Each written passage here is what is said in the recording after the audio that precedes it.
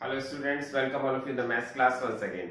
आज हम स्टार्ट करने जा रहे हैं एक्सरसाइज 7.4 क्वेश्चन नंबर 8। इस क्वेश्चन नंबर 8 में आप पढ़ेंगे तो आपको पता चलेगा, इसमें लिखा हुआ है read 25 pages of a book containing 100 pages.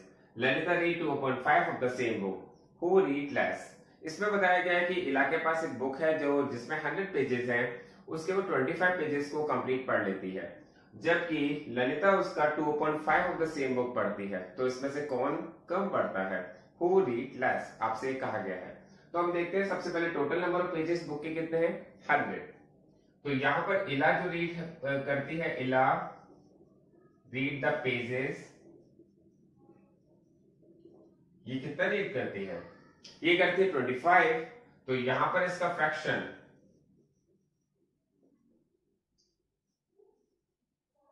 इलाज फ्रैक्शन ऑफ पेजेस किया जाएगा 25/100। मैंने ऐसा क्यों कहा? क्योंकि मैंने आपको बताया था कभी भी आपको कोई फ्रैक्शन बनाना होता है तो आपको क्या करना होता है? फ्रैक्शन बनाने के लिए आपको सबसे पहले टोटल पार्ट्स अपॉन में लिखना होता है, और जो रिक्वायर्ड होता है वो ऊपर लिखना होता है। तो गिवन पेजेस हैं वो ऊपर लिखने हैं, जो पेजेस रीड कर लिए हैं आप यहाँ पर ऐसे भी समझ सकते हैं, जो पेजेस रीड कर लिए हैं वो आपको ऊपर लिखना है, न्यूमरेटर के प्लेस पे लिखना है, और जो टोटल नंबर ऑफ पेजेस है वो आपको डिनोमिनेटर के प्लेस पर रखना है। तो आप उसका फ्रैक्शन फाइंड कर सकते हैं। तो आपके पास ये कितना आएगा? आप इसको कट कर दीजिए। मैंने इसको कट करना स्टार्ट किया, 5 2 10, 5 0 0 एंड 5 5 25। फिर मैंने इसको कट किया, 5 1 5, 5 4 20। तो यहाँ पर हमारे पास जो पेजेस जो उसने रीड कर लिए हैं इला ने, वो कितना है? उसका फ्रैक्शन आया 1/4। जबकि यहाँ पर ललिता का जो फ्रैक्शन है रीड करने का, Lalita fraction of pages, Lalita ने जो पेजेस रीड किया उसका फ्रैक्शन कितना है? 2/5। अब आपको इनमें कंपैरिजन करना है। हम ऐसे क्वेश्चन बहुत सारे कर चुके हैं जिसमें हम कंपेयर करते हैं। तो सबसे पहले हम यहाँ लिखेंगे इला, यहां लिखेंगे ललिता। जब हमें किसी का कंपेयर करना होता है तो वन साइड इला लिख लिया, वन साइड ललिता लिख लिया। यहां पर हमने इला ने कितना फ्रैक्शन रीड किया है? 1/4, और ललिता ने कितना फ्रैक्शन रीड किया है? 2/5। और आप इन सब का, इन दोनों नंबर्स का, इन दोनों फ्रैक्शंस का कंपैरिजन किस तरह से करते हैं? मैं आपको ऑलरेडी बता चुका हूं कि यहां पर आपको इन दोनों के डिनोमिनेटर्स को सेम करना है। तो एक काम करते हैं कि 1/4 का मल्टीप्लाई हम 5/5 से कर देते हैं, और 2/5 का मल्टीप्लाई हम 4/4 से कर देते हैं। उससे क्या होगा? उससे पता चल जाएगा कि दोनों का डिनोमिनेटर सेम हो जाएगा। देखिए यहां पर 5 4 20 हो जाएगा, यहां पर भी 5 4 20 हो जाएगा। और मैं समझता हूं आपको डिनोमिनेटर्स को सेम करना आ जाना चाहिए। ये बहुत ज्यादा प्रैक्टिस हो चुकी है, बहुत सारे क्वेश्चंस में ये आया हुआ है कि डिनोमिनेटर्स को सेम करना होता है, तभी हम उसका कंपैरिजन करते हैं। 5 4 20 और 4 2 8, 8/20। तो यहां पर जब डिनोमिनेटर सेम हो जाते हैं तो हमें पता चल जाता है कि कौन सा फ्रैक्शन ग्रेटर है और कौन सा स्मॉलर। जब तक आप डिनोमिनेटर्स को सेम नहीं करते तब तक आप क्लैरिटी से नहीं बता सकते हैं कि कौन सा फ्रैक्शन ग्रेटर है।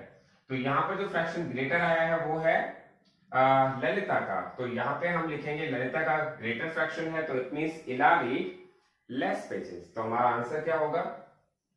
इला रीड लेस पेजेस, ये इसका आंसर होगा। ये आपको बहुत अच्छी तरह से क्लियर हो जाना चाहिए। अब देखते हैं इसका क्वेश्चन नंबर 9। क्वेश्चन नंबर 9 में आपके पास दिया है Rafiq exercise for 3/6 of an hour, Rohit exercise for 3/4 of an hour, exercise for who exercise for a longer time. आपसे क्वेश्चन में बहुत क्लियरली दिया हुआ है कि जो रोहित एक्सरसाइज पढ़ता है वो 3/6 ऑफ एन आवर पढ़ता है, जबकि रोहित जो पढ़ता है वो 3/4 ऑफ एन आवर पढ़ता है। दोनों ही वैल्यू आपको फ्रैक्शंस में दी गई है। आपको कंपेयर करना है कौन सा जो पर्सन है, कौन सा स्टूडेंट है वो ज्यादा इसको लॉन्गर टाइम इसको कंप्लीट करता है। तो अब इसको देखते हैं सॉल्यूशन इसका कैसे करेंगे। तो यहां पर सबसे पहले लिखेंगे Rafiq exercise for of an hour, ये हम लिखेंगे 3/6। जो रफीक एक्सरसाइज पढ़ रहा है वो कितने टाइम के लिए पढ़ रहा है? 3/6 ऑफ एन आवर। इस तरह से यहाँ रोहित जो है, रोहित एक्सरसाइज पढ़ रहा है, वो कितने समय के लिए पढ़ रहा है, वो पढ़ रहा है 3/4। इसमें से कहा लॉन्गर टाइम के लिए कौन पढ़ रहा है, तो लॉन्गर टाइम के लिए आपको कंपेयर जब करना है, लॉन्गर हो या शॉर्टर हो आपको पता करना है, तो आपको इन दोनों का कंपेयर करना पड़ेगा। यहाँ तो आप रफीक लिख लीजिए और यहाँ आप रोहित लिख लीजिए, और आपको कंपेयर करना तो बहुत अच्छी तरह से आ गया होगा कि 3/6 और 3/4 आपको कंपेयर करना है। और कंपेयर करना है तो आप बीच में एक बॉक्स लगा दीजिए, और बॉक्स आप लगाना आ भी गया होगा, आपको पता चल गया होगा कहां पर बॉक्स लगाना है। आप देखेंगे 6 और 4 का एलसीएम आपको पता होना चाहिए। एलसीएम ऑफ 6 और 4 कितना होता है, एलसीएम ऑफ 6 और 4 होता है 12। अगर आपको फाइंड करना है तो आप फाइंड भी कर सकते हैं। वैसे तो आपको इतना आइडिया हो जाना चाहिए कि 6 और 4 एक ऐसी टेबल है, 6 और 4 जो 12 एक ऐसा नंबर है जिससे दोनों का डिवाइड हो सकता है। अदरवाइज आप इसको फाइंड भी कर सकते हैं साइड में। 2 3 जा 6, 2 2 जा 4, 2 से करेंगे 3 और 1, 3 से करेंगे 1 and 1, 2 2 जा 4, 3 जा 12। तो यहाँ पर इसका एलसीएम 12 आ गया है, तो आपको दोनों के डिनोमिनेटर को 12 बनाना है। और दोनों के डिनोमिनेटर को 12 बनाएंगे तो आप देखेंगे हमें यहाँ पर 2/2 का मल्टीप्लाई करना पड़ा है, 3/4 में 3/3 का मल्टीप्लाई करना पड़ा है, 3 2 जा 6/12, और यहाँ पर आया 9/12। आपने देखा यहाँ पर ये 6/12 है, ये 9/12 है, ग्रेटर पार्ट कौन सा है, आपने देखा 9/12 है, तो 9/12 है। इट मींस कि जो रोहित है वो ज्यादा एक्सरसाइज कंप्लीट कर रहा है 1 घंटे में, तो इसमें हमारे पास आंसर होगा Rohit exercise for a longer time.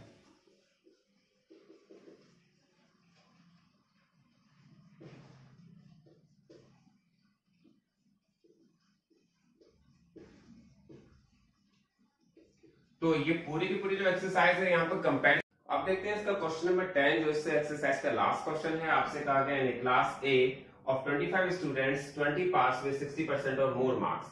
एक क्लास ए है जिसमें टोटल स्टूडेंट 25 दिए गए हैं और उसमें 20 स्टूडेंट 60% से ज्यादा मार्क्स से क्लियर हुए हैं, पास हुए हैं। इसके बाद एक क्लास बी है जिसमें टोटल 30 स्टूडेंट्स हैं और 24 स्टूडेंट 60% और ज्यादा मार्क्स से पास हुए हैं। आपसे कहा गया है वो कौन सी क्लास है जहां पर ग्रेटर फ्रैक्शन रहा है पास होने वाले स्टूडेंट्स का। तो बहुत ही क्लियर मैं आपको इस क्वेश्चन को, ये आपको बड़ा क्वेश्चन लग रहा होगा जबकि बहुत ही इजी क्वेश्चन है। इसको कैसे करो आप ध्यान से देखिए। सबसे पहले देखते हैं टोटल, यहां पर टोटल स्टूडेंट्स कितने हैं क्लास ए में। Total students in class A, class ए में टोटल स्टूडेंट्स हैं आपके पास 25 दिए हैं, और यहां पर पास विथ 60% और मोर, यहां पर पास होने वाले स्टूडेंट्स कितने हैं जो 60% से ज्यादा से पास, 60% या उससे ज्यादा से पास हुए, वो है 20। तो इसमें रिक्वायर्ड फ्रैक्शन फॉर क्लास ए,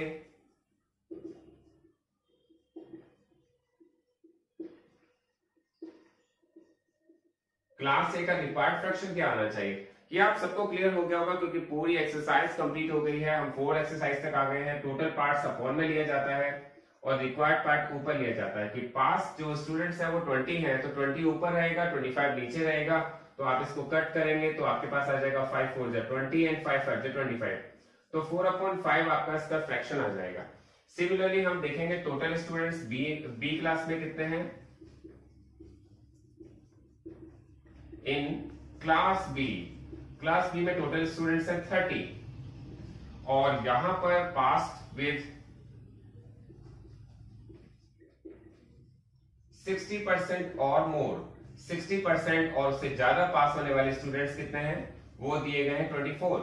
आप देखेंगे 30 स्टूडेंट्स की क्लास है, 24 जो स्टूडेंट्स हैं वो 60% और उससे ज्यादा मार्क्स से पास हुए हैं। तो हम यहां पर लिखेंगे रिक्वायर्ड फ्रैक्शन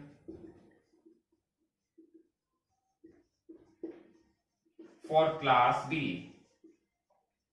क्लास बी का रिक्वायर्ड फ्रैक्शन क्या है, तो आपको लिखना पड़ेगा 24/30।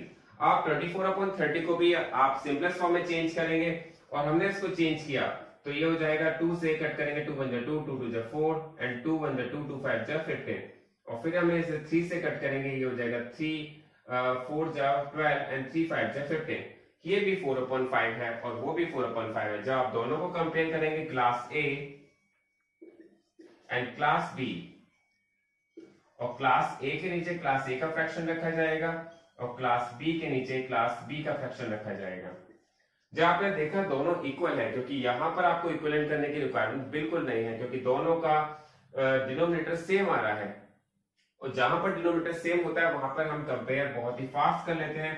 यहां पर हमें कुछ भी करने की जरूरत नहीं, दोनों इक्विवेलेंट फ्रैक्शन है, तो हम कहेंगे both classes A and B have same fraction।